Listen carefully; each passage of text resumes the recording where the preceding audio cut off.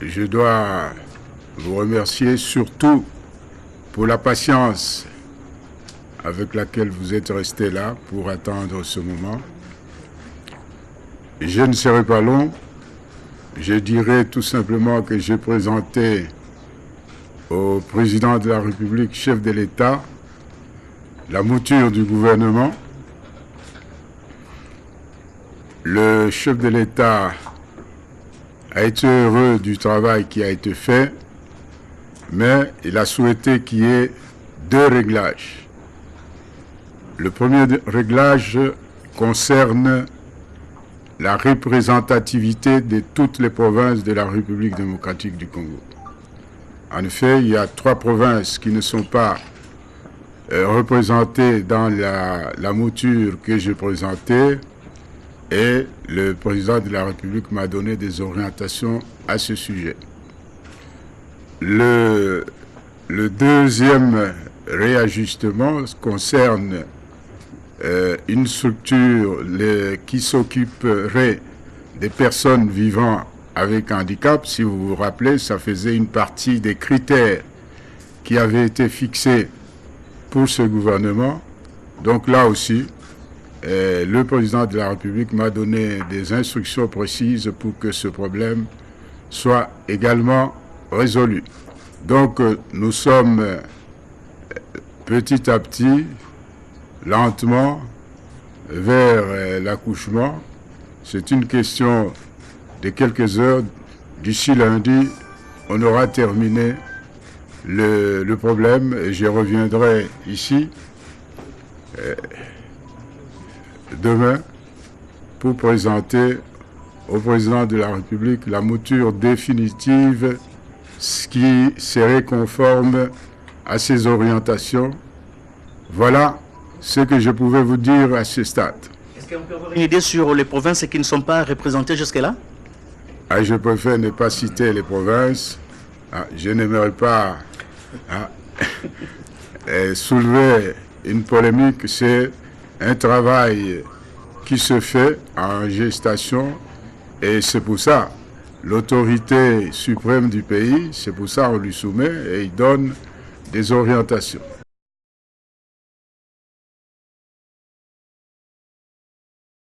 La gratuité de l'enseignement de base devient une réalité en République démocratique du Congo.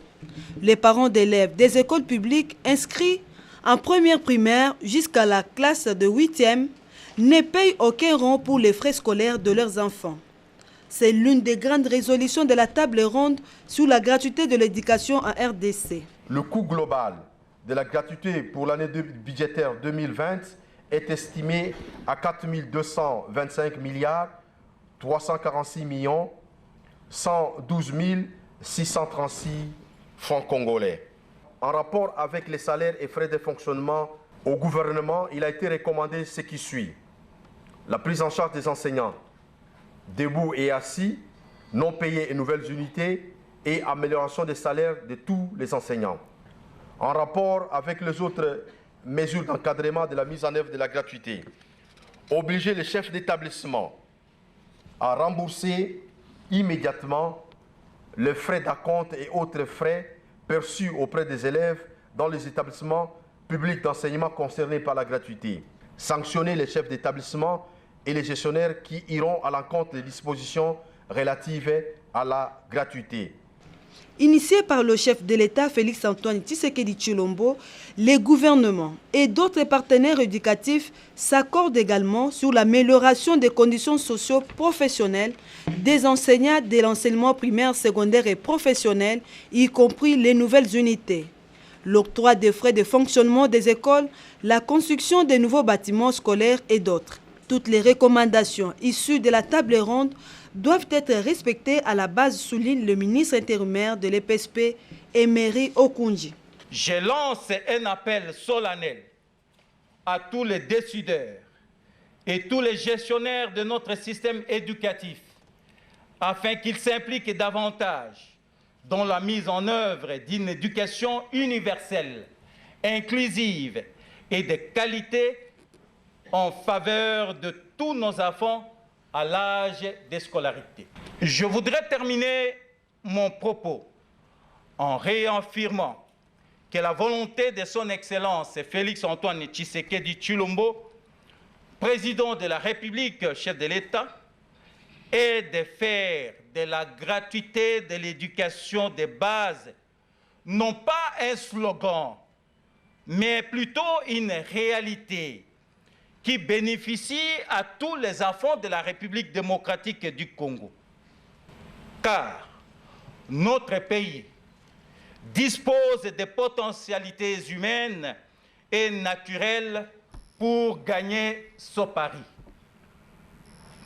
Ensemble donc, nous devons accompagner le chef de l'État pour la matérialisation de sa vision qui est de doter notre pays d'une éducation universelle, inclusive et de qualité au profit de la jeunesse congolaise pour l'épanouissement personnel de nos enfants ainsi que pour l'émergence et le développement de notre pays. Quelques participants se disent satisfaits de ces assises. Cette année, on démarre avec la gratuité. L'éducation de base, l'école primaire, c'est de cette éducation ou de ce niveau d'études dont nous avons parlé ici. Pour les humanités, les parents continueront à prendre en charge leurs enfants comme d'habitude. D'une manière consensuelle, nous avons pris des engagements pour que la gratuité soit effective au courant de cette année 2019-2020. Cette fois-ci, c'est la bonne. Les parents d'élèves de l'enseignement de base sont rassurés par le gouvernement congolais. C'est une maladie dont on parle peu. L'épidémie de chikungunya touche aujourd'hui 5 zones qui partent des forêts du Congo central en passant par la commune de Mongafula à Kinshasa jusqu'à Maluku. 1 à 12 jours d'incubation, cette maladie transmise par la piqûre d'un moustique appelé Aedes ne dispose pas encore de vaccins, moins encore des médicaments pour son traitement. Pour l'instant, c'est la prise en charge symptomatique qui s'est fait valoir. Forte fièvre, maux de tête, douleurs lombaires, etc. La seule arme de lutte, c'est la prévention et la sensibilisation de la population. C'est dans cette optique qu'a été lancée à Kinshasa la campagne de lutte contre l'épidémie de chikungunya à l'hôpital HJ Hospital sous le haut patronage du chef de l'État Félix Antoine Tshisekedi Tshilombo. Première étape de cette lutte, la sensibilisation qui sera suivie par une prise en charge médicale. Aujourd'hui, l'objectif poursuivi était tout simple. Informer et demander à ceux qui ont reçu l'information aujourd'hui de la propager. Que dans les jours qui viennent, nous allons nous engager dans la lutte contre les chikungunya en allant par les étapes que j'ai décrites tout à l'heure, qui va s'ouvrir une campagne sous l'impulsion du président de la République, sous son haut patronage, contre les chikungunya. L'épidémie de chikungunya constitue aujourd'hui une menace sérieuse pour la santé publique à Kinshasa. L'observance des mesures de prévention va sans doute réduire la propagation de la maladie, estiment ces médecins. Autrefois, dans un état de délabrement très poussé, lentement et sûrement, l'hôpital général des références de la police nationale congolaise du camp Lufungula à Kinshasa reprend vie. Et cela grâce aux travaux de remise en état, travaux initiés par le chef de l'État Félix Antoine Tshisekedi Tshilombo, est très déterminé à améliorer la prise en charge médicale des policiers, sans oublier leurs dépendants. Sur ces chantiers qui redonnent espoir, tous les matériels qui entrent en ligne de compte pour réhabiliter les différents compartiments de cette structure sanitaire ont été achetés par l'État congolais. Nous allons continuer à acquérir les matériels et les équipements, et aussi nous allons commencer à appuyer déjà les provinces. Pour se rassurer de l'effectivité des travaux de reconstruction du dit hôpital, le conseiller principal du chef de l'État au collège santé et bien-être a préféré être sur le terrain. Le mot d'ordre du chef de l'État pour la santé et le bien-être de la population en général et un focus particulier sur la défense, l'armée, la police est en train de se réaliser. Et on sent que le travail va s'achever en beauté parce que le tout est fait dans les normes. Cette initiative du président de la République, très appréciée par les policiers, va s'étendre dans les 26 provinces du pays et déjà, le Congo central vient d'en bénéficier. Objectif, réhabiliter et ravitailler en produits pharmaceutiques les hôpitaux et les centres médicaux au profit des hommes et des femmes en uniforme. C'est à partir du sang d'un convalescent de l'épidémie d'Ebola qu'il a été développé un anticorps monocloral qui s'est révélé très puissant dans le traitement de cette maladie. Cette déclaration satisfaisante d'un autre natif du Kwilu, en la personne du docteur Muyembe, sur la voie des ondes, était un motif de fierté pour la dynamique pour le développement du Kwilu, de savoir que le sang précieux des Kikwitois aboutit de nos jours à la mise sur pied d'un vaccin qui va sauver des vies humaines à travers le monde, tout en félicitant le président de la République, Félix Antoine Tshisekedi Tshilombo, pour les choix portés sur le docteur Muyembe pour réorganiser la riposte contre Ebola. Lumeya Doumalegi, qui avait à ses côtés le coordonnateur de cette dynamique, a rendu un hommage mérité à l'exceptionnel courage de tous les convalescents, aussi à tous les acteurs investis dans cette lutte et ayant payé de leur vie, ce avant d'exiger de la patrie une reconnaissance à leur égard. S'il vient des principes de l'équilibre social et du devoir moral, nous déclarons cette issue. La communauté kwiloise demande de voter un budget conséquent alloué à l'INRP au fait d'améliorer ses capacités de recherche, d'initier un système de sécurité sociale pour les orphelins des prestataires décédés pendant les différentes campagnes de lutte contre Ebola. Et soit décerné les prix Nobel au professeur Jean-Jacques Muyembe pour ses travaux de recherche.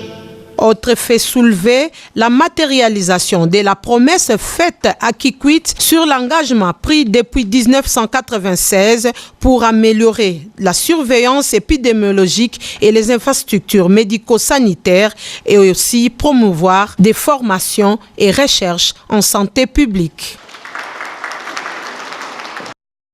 Cet atelier qui a pour objectif global d'intégrer la réforme du secteur de sécurité dans le budget de l'État en tenant compte des étapes du processus budgétaire. Le gouvernement de la République démocratique du Congo, par le biais du ministère de l'Intérieur et Sécurité, explore les voies et moyens de réussir cette initiative, combien bénéfique pour le pays. Quant au numéro 1 de la territoriale, qui a signifié que les nombreux défis relevés en matière de la gouvernance sécuritaire dans toutes les provinces nécessitent une approche plus pragmatique et proactive dans la poursuite de la réforme du secteur de sécurité afin d'offrir à notre peuple des services de qualité. C'est ici pour moi l'occasion de rendre des hommages renouvelés à son Excellence M. Félix Antoine Tshisekedi Tshilombo, président de la République, chef de l'État, pour sa détermination à améliorer les conditions de vie et de travail de nos forces armées, de la police nationale congolaise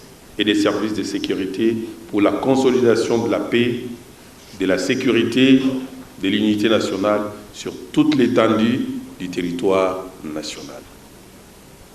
Chers participants, les résultats auxquels vous êtes parvenus dans un temps record démontrent à juste titre votre sens patriotique et l'esprit d'abnégation pour apporter votre pierre à la reconstruction de notre pays. Je tiens à vous féliciter et à remercier vivement chacun d'entre vous pour ce travail abattu. Il s'y est de noter que le Vedjing international, intéressé aux problèmes de sécurité locale, s'est dit prêt à apporter sa pierre à l'effectivité de l'action gouvernementale dans son volet gouvernance sécuritaire. Ce programme volontariste agricole traduit la volonté et la décision du gouvernement de relever le défi de l'autosuffisance et de la sécurité alimentaire sur l'étendue du territoire national. 3 produits sont visés: le manioc, le maïs et le riz, pour un montant de 139 millions de dollars américains alloués par le gouvernement de la République. Ce projet couvre les territoires de Luozi, Kanyamakasese, Mongata, Chilenge, Luiza, Kazumba et la plaine de la Ruzizi. Tous ces sites ont été choisis en raison de leur proximité de centres de consommation. La procédure est telle que le gouvernement achète des intrants agricoles, des tracteurs, des grands engins pour la construction et la réhabilitation des routes, des dessertes agricoles. L'argent liquide est aussi remis à une entreprise privée dans le respect du contrat de partenariat. L'État ne gère pas, il contrôle et attend le résultat escompté. C'est un nouveau modèle de gestion que le gouvernement tente d'expérimenter avec un partenariat public-privé. Il attend donc de palper le bénéfice qui sera mis dans un compte spécial destiné à l'agriculture. Ce compte va servir à agrandir les espaces et continuer d'autres projets agricoles dans différents sites. Je trouve que c'est un bon projet parce que le riz que nous sommes en train de consommer ces derniers temps, ce n'est pas du bon riz. Mais si le gouvernement songe à ce que le peuple puisse manger la nourriture vraiment saine, je n'en disconviens pas. Mais c'est ça notre souhait, parce que souvent lorsqu'il y a un projet, ça traîne en cours de route. Mais si ça va continuer, en tout cas, ça sera une bonne chose pour nous. Le gouvernement va faire beaucoup d'attention parce que nous ne pouvons pas tomber avec ce que nous avons vu avec mon Kangalonzo. Parce que comme il n'avait pas le suivi, vous voyez que ça tombait en faillite.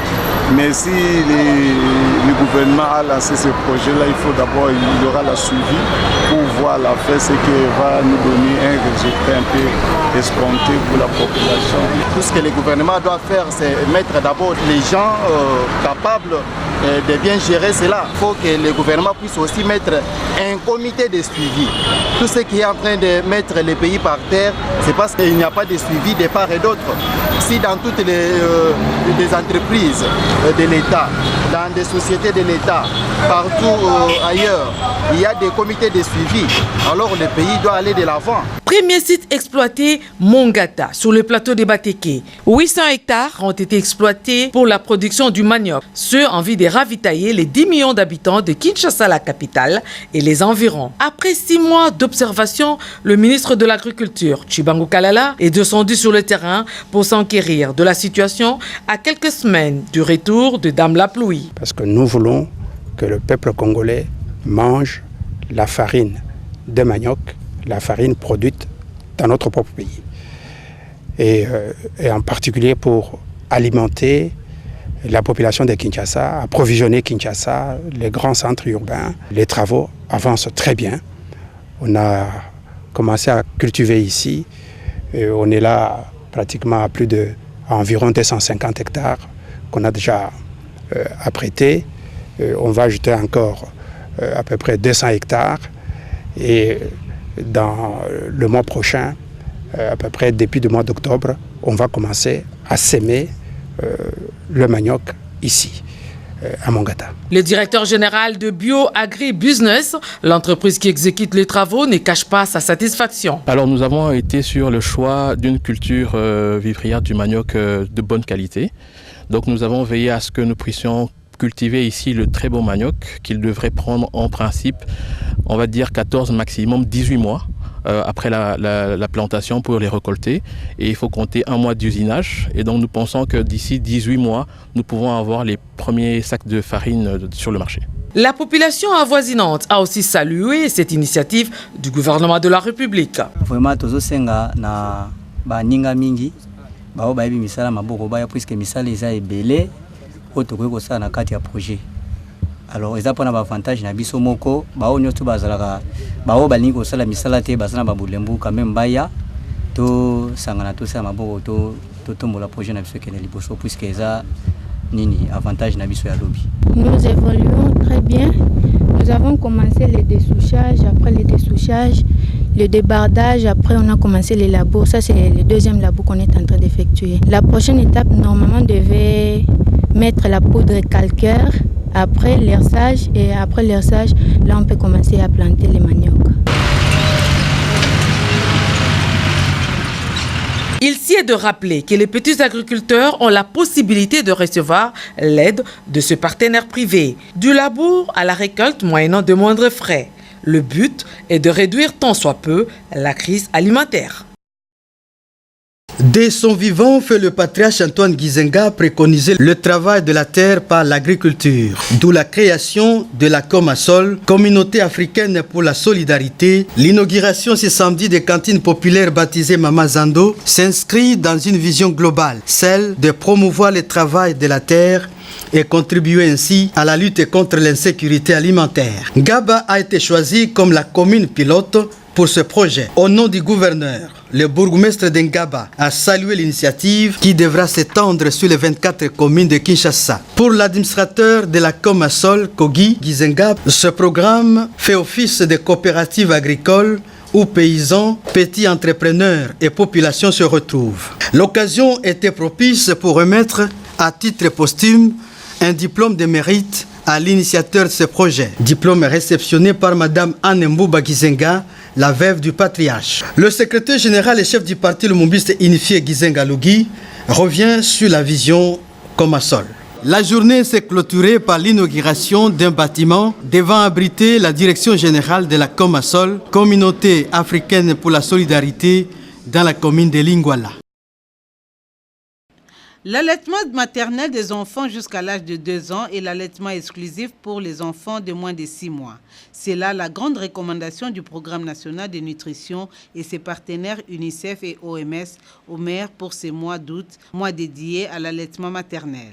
Cette pratique garantit non seulement la survie des enfants de moins de 5 ans, mais surtout renforce leur immunité et leur développement cognitif, voire intégral. Saisissant de cette opportunité du mois de la promotion de l'allaitement maternel, les Pronanut, avec l'appui de l'UNICEF, a lancé la campagne de promotion de l'allaitement maternel dans les maternités et les espaces communautaires. Le premier site, c'est le centre mère et enfants de Bumbu, de la zone de santé de cette commune de la ville-province Kinshasa. Sur place, les nutritionnistes sensibilisent les femmes enceintes à travers les consultations prénatales et les mères qui viennent d'accoucher sur l'importance de l'allaitement maternel, sur la survie, la bonne croissance et la résistance contre les maladies infantiles, à la base de beaucoup de décès des enfants avant leur 5e anniversaire. Pour pérenniser cette action de promotion de l'allaitement maternel jusqu'à l'âge de 2 ans, la zone de santé de Bumbu a pris comme stratégie l'approche communautaire. Cette approche garantit l'appropriation des mères sur l'importance de l'allaitement continu. L'objectif est d'abord viser de la naissance, prendre le premier lait qui sort là. C'est lait-là qui est très important. Ça a beaucoup d'anticorps qui va protéger l'enfant pendant les premiers mois de naissance là.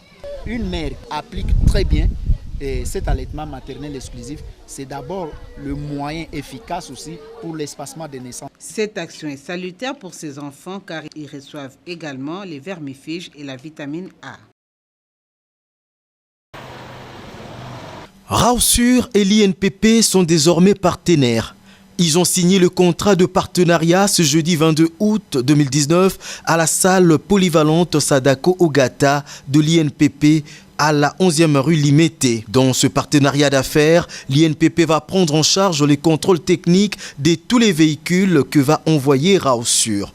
C'est le directeur général de Rausur, Zen Kaouji, et le directeur de l'INPP, Maurice Chikuyakayembe, qui ont procédé à la signature de ce contrat de partenariat. Vous savez qu'au jour d'aujourd'hui, pour faire le contrôle technique automobile, les gens sont obligés de débourser un peu de moyens. Mais avec ces partenariats, il suffit seulement d'aller se faire assurer chez Rausur et vous venez à l'INPP, nous vous faisons les contrôles techniques sans problème. Rausur, qui est parmi les premiers dans ce marché d'assurance, a fait le choix de l'INPP pour sa qualité et l'éthique professionnelle dans le domaine de l'automobile. Ils vont devoir souscrire un contrat chez Rausur, un contrat qui s'appelle Autosur, donc c'est l'assurance automobile.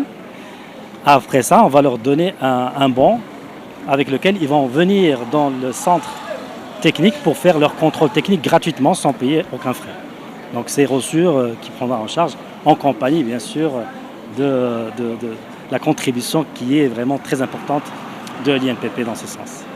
Ceci pour permettre à tous les Congolais de pouvoir bénéficier gratuitement du contrôle technique de leurs véhicules dans tous les réseaux INPP par la souscription du contrat d'assurance automobile auprès de Rossure. Alors, ce que nous devons faire pour réaliser ces 4 critères de manière satisfaisante, fixons-nous également un horizon de 5 ans, ce que nous nous sommes dit, 2019 jusqu'en 2023. C'est comme un programme économique. Pour les taux d'inflation, nous devons poursuivre avec notre politique monétaire prudente et la coordination des politiques économiques, comme il a été dit. Et cela va nous permettre de passer de 7,2 en 2018, peut-être réaliser 6,8 cette année, jusqu'à atteindre une cible d'inflation inférieure à 5% en 2023. Il faut que ça baisse pour miser sur moins de 5% en 2023. Le critère le plus important, collecte de la fiscalité, nous n'avons fait que 9%. C'est trop faible, au lieu de 20% minimum. Et qu'est-ce que nous devons faire? Nous devons mettre en œuvre des réformes courageuses sur le plan fiscal. Et j'ai toujours dit que ces réformes sont là, dans les valises, depuis les 28 mesures. Donc il suffit de les mettre en œuvre. Il suffit de balayer la résistance. Mais si nous mettons en œuvre ces mesures de réforme fiscale, en 2023, nous serons en mesure de mobiliser au moins 16,4 milliards. C'est ça qui va faire respecter la RDC. Et cela va nous permettre d'aborder aisément le troisième critère que nous ne réussissons pas, les critères relatifs aux investissements publics, 30% de recettes.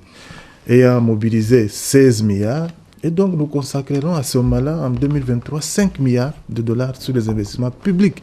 Et les investissements privés qui vont venir, vous voyez que ça fera un boom.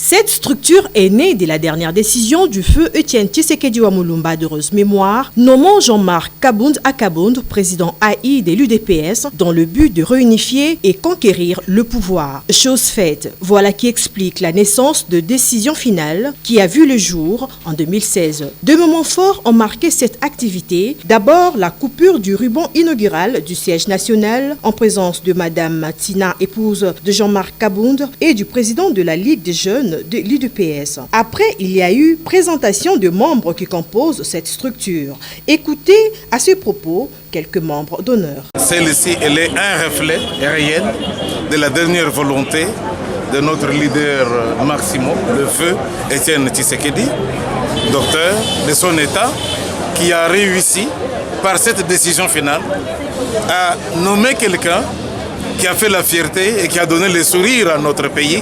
Aujourd'hui, l'UDPS a eu le pouvoir. La décision finale va aller plus loin que jamais. Nous allons tout faire pour qu'en 2023, la décision finale puisse nous faire sortir des députés nationaux, les bourgmestres, voire même les chefs du quartier. Parce que la décision finale, dans ses ambitions et surtout dans ses objectifs, nous suggérons que demain ou lendemain, il faut que cette association puisse être vraiment connue dans le monde entier. Pour immortaliser cette cérémonie, un livre d'or a été signé tour à tour par les invités et membres de la décision finale.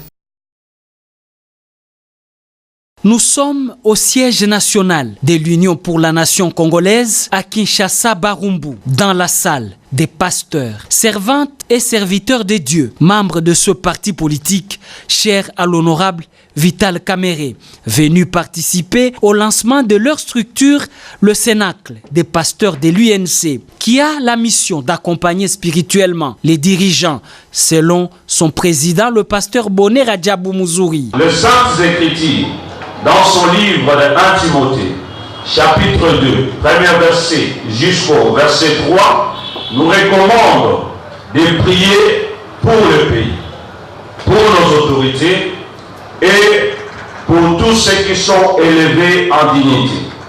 Une nation s'élève par la justice. Nous sommes le sel et la lumière de la terre, appelés à donner le goût et la saveur et à éclairer. La politique une science qui nous gère, qui nous gouverne. Elle décide à notre place et nous protège.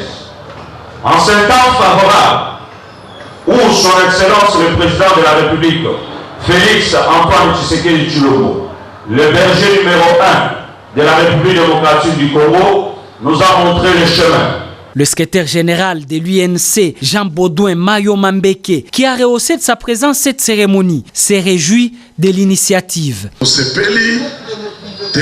La partie